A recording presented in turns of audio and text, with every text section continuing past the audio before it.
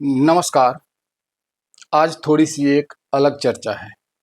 यह चर्चा बात बिहार की है। दरअसल इन दिनों बिहार देश भर में सुर्खियों में है। सुर्खियों के कई कारण हैं, परंतु एक प्रमुख कारण मतदाता सूची पुनरीक्षण भी है। मतदाता सूची पुनरीक्षण की प्रक्रिया शुरू होते ही राहुल गांधी से लेकर सारे विपक्षी दलों ने खूब हंगामा खड़ा किया है, या कहें कि एक अलग तरह का नैरेटिव बनाने की कोशिश हुई। परंतु मतदाता सूची पुनरीक्षण की प्रक्रिया के बीच में ही तेजस्वी यादव ने अपनी पत्नी का नाम काटे जाने तक की बात कह दी, जबकि उस समय मतदाता सूची पुनरीक्षण के बाद उसका प्रारूप का प्रकाशन तक नहीं हुआ था। अब जबकि मतदाता सूची के प्रारूप का प्रकाशन हो चुका है, लगभग 60 लाख लोगों के नाम काटे जाने की संभावना या सूची में अभी शामिल नहीं होने की बात है। चुनाव आयोग ने इसे सार्वजनिक तौर पर रख दिया है। इस प्रक्रिया को थोड़ी बारीकी से जब समझते हैं तो लगता है कि विपक्षी दलों के द्वारा एक अलग तरह का माहौल बना दिया जाता है। मतदाता सूची के प्रारूप के प्रकाशन के बाद मेरे जिले शेखपुरा में विपक्षी दलों के साथ और मीडिया के साथ जब बैठक हुई तो सारे विपक्षी दलों को मतदाता सूची के प्रारूप की जानकारी दे दी गई। लगभग सभी लोगों ने इस पर सहजता ही व्यक्त की। बड़े संख्या में नाम काटे जाने की कोई बड़ा मामला सामने नहीं आया। कुछ अधिकारियों से जब बातचीत हुई तो उन्होंने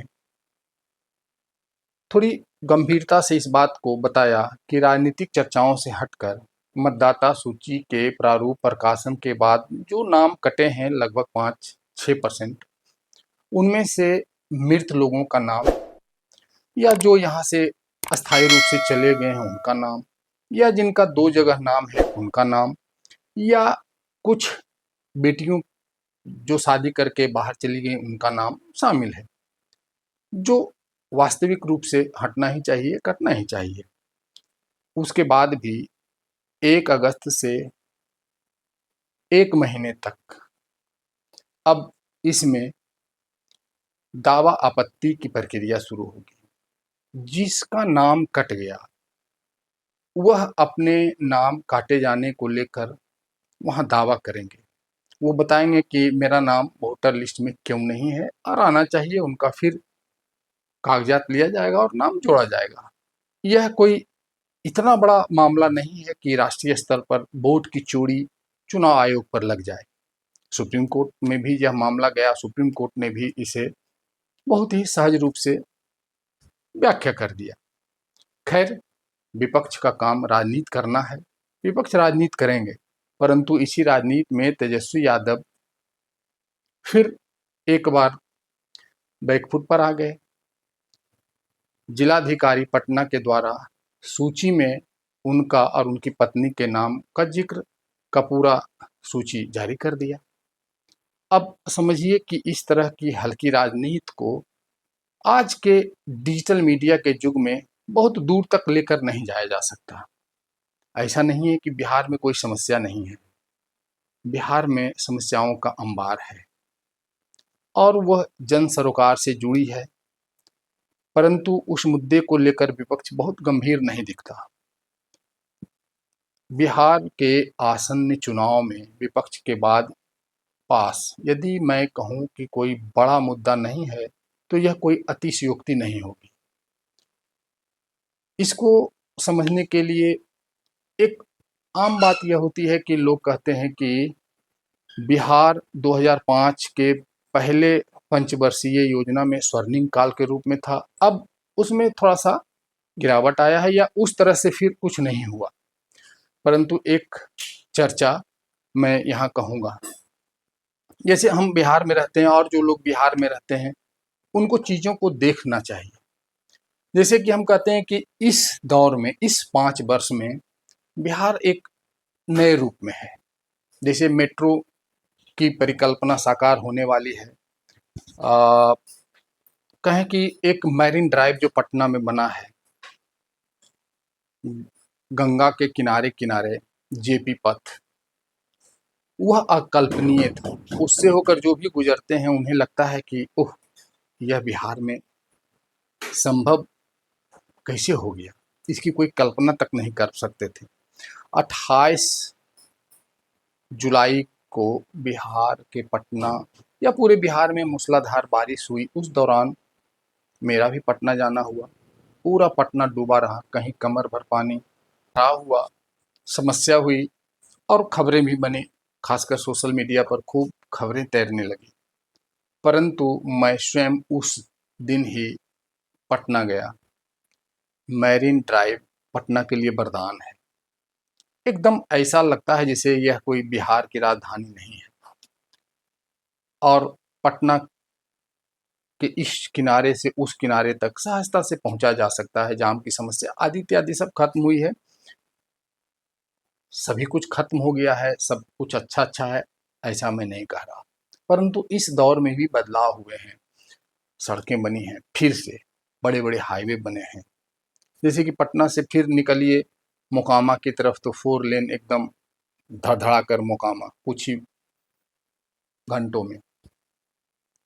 उस दिन ही पटना से मीटिंग खत्म कर जब मैं निकला तो वहाँ से सीधा मोकामा और वहाँ से फिर लखीसराय जिले के बढ़िया गया। समझिए कि बढ़िया मोकामा रात में गया। एक दौर ऐसा था जब दिन में भी लोग उन क्षेत्रों में जाना पसंद नहीं करते थे। बढ़िया में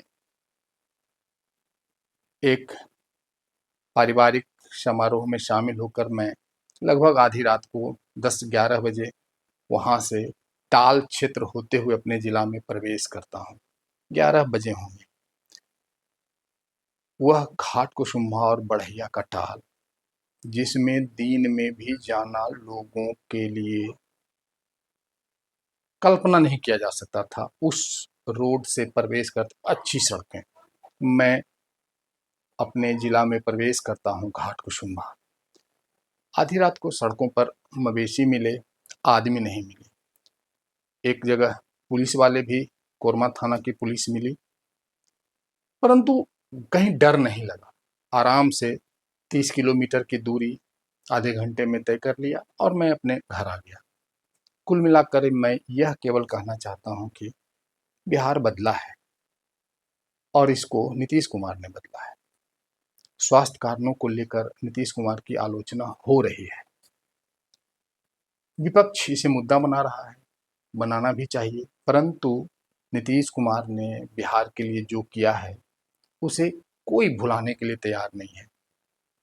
विरोधी से भी पूछिएगा ईमानदारी से तो वह भी बोलेंगे कि नहीं, नीतीश कुमार ने बहुत कुछ किया है।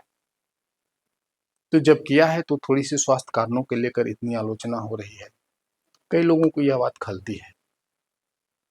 अब देखिए कि इस दौर में पर्यटन क्षेत्र के विकास को लेकर के कई सारे काम हुए हैं। पर्यटक स्थल चिन्हित किए गए हैं, उसके निर्माण सौंदर्यीकरण को लेकर के व्यापक काम हो रहे हैं। नवादा जिला का ककोलत, ठंडे जल का झरना, उसको हम लोग कश्मीर कहते हैं, बिल्कुल जर्जर स्थिति में थी, उसका कायाकल्प हो गया। ढेर सारी बातें हैं और इन बातों के बीच लगता है कि बिहार के इस चुनाव में हंगामा खूब होगा और हंगामा होने के कारण भी वाजिब है। विपक्ष तो हंगामा करेगा ही। तेजस्वी यादव अपने पिता के प्रेत छाया में आज भी हैं। 2 बार उनको सरकार में आने का मौका मिला और उन्होंने कोई ऐसी उपलब्धि नहीं की जो आम जनमानस को छू जाए। बात होगी तो लगेगा कि यह विपक्ष को कमजोर करने की बात होती है, परंतु कुछ बातों से समझिए बिहार कैसे बदला है। अभी मेरे जिला में एक सिरारी छोटा सा गांव है, सड़क पर, वहाँ लगभग 100-200 मीटर सड़क पर कच्ची सड़क थी। उसको लेकर के वहाँ के स्थानीय नेता रंजीत कुमार उर्फ बुद्धन भाई जी ने खूब हंगामा किया। और जब लोग अधिकारियों ने ध्यान नहीं दिया तो उस वहाँ जल जमाव होता था, सड़कें जर्जर थी, तो उन्होंने उस पर धान की रोपनी की। मामला सुर्खियों में आया, हम लोगों ने भी, सभी मीडिया हाउसों ने इसे कवर किया। तत्काल शाम में जिलाधिकारी ने पहल की और उसकी मरम्मती थोड़ी बहुत करा दी, और सरकार का या अधिकारी का पक्ष आया कि वह सड़क जर्जर इसलिए है कि आगे से सड़क बनकर आ रही है और इस सड़क पर भी टेंडर वगैरह का सारा काम हो गया है, पीसीसी ढलाई होनी है, नाला बनना। मेरा कहने का मतलब सिर्फ इतना है कि छोटे से सड़क की बदहाली भी आज सुर्खियों में आ जाता है। कल ऐसा भी था जब लखीसराय जाने वाली सड़क पर 3 फीट और 4 फीट गड्ढे रहते थे, पटना जाना मुश्किल होता था, जाम से लोग परेशान रहते थे। बहुत कुछ बदला है। अब देखिए कि एक खेला प्रशांत किशोर कर रहे हैं। सोशल मीडिया मैनेजमेंट में वो मास्टर हैं, तो माहौल तो वो बनाएंगे। कैसे सोशल मीडिया मैनेजमेंट उनके द्वारा होता है, इसको छोटी सी बात पर समझिए कि वो हर जिला के छोटे से छोटे यूट्यूबर को भी अप्रोच करते हैं और उन्हें अपने पक्ष में करने के लिए प्रलोभन देते हैं। प्रलोभन का तरीका आर्थिक होता है। यूट्यूब चैनल के सब्सक्राइबर, फेसबुक के लाइक्स या फिर व्यूअरशिप के हिसाब से समथिंग समथिंग उनके द्वारा सबके लिए किया गया है। और बड़े बड़े पत्रकार जो पटना के हैं उनके लिए तो किया ही गया होगा। तो माहौल सोशल मीडिया के माध्यम से बनाने में मास्टर डिग्री है उनको।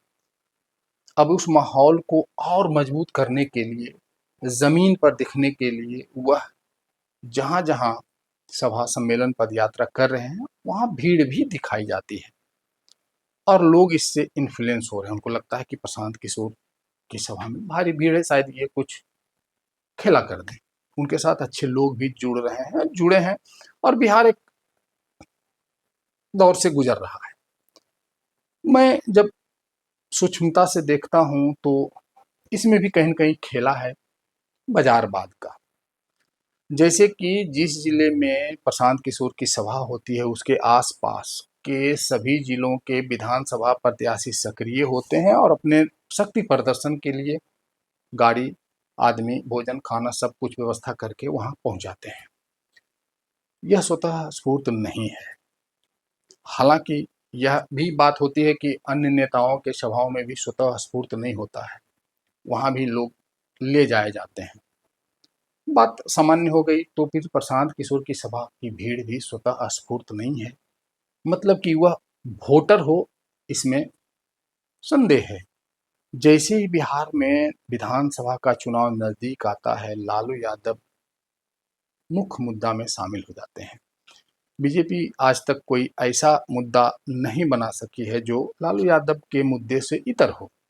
बीजेपी हो या जदयू हो, वह भी लालू यादव के आ जाने का भय दिखाती है और हम बिहार के वोटर भी प्रभावित होते हैं और अंततः फिर से एनडीए की सरकार आ जाती है।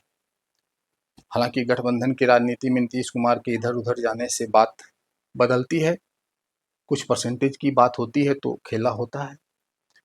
इस चुनाव में भी विधानसभा आने से पहले तेजस्वी यादव को लेकर ऐसा लग रहा है कि यह वापस कर जाए। हालांकि करें ना करें यह मतदान के बाद परिणाम आने पर तय तय होगा, परंतु पिछले 2 विधानसभाओं में यह होता आया है।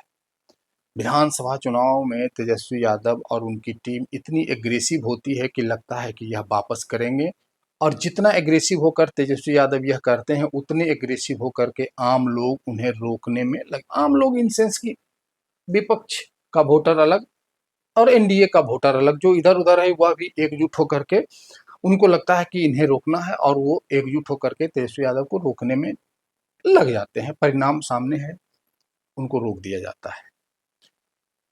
इस बार के चुनाव में माहौल फिर से बना हुआ है। तेजस्वी यादव को लग रहा है कि वो हावी हैं, परंतु प्रेत बाधा के साथ साथ तेजस्वी यादव हाई फाई नेता आज भी हैं।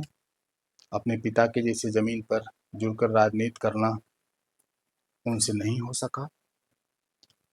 जातीय राजनीति में भी वो पीछे चले गए। ए टू जेड की बात करके फिर एम वाई समीकरण पर ही आ गए। वह उनका आधार वोट है, उसे वो खोना नहीं चाहेंगे। कुल मिलाकर के बिहार 1-2 महीने अभी उथल पुथल में रहेगा।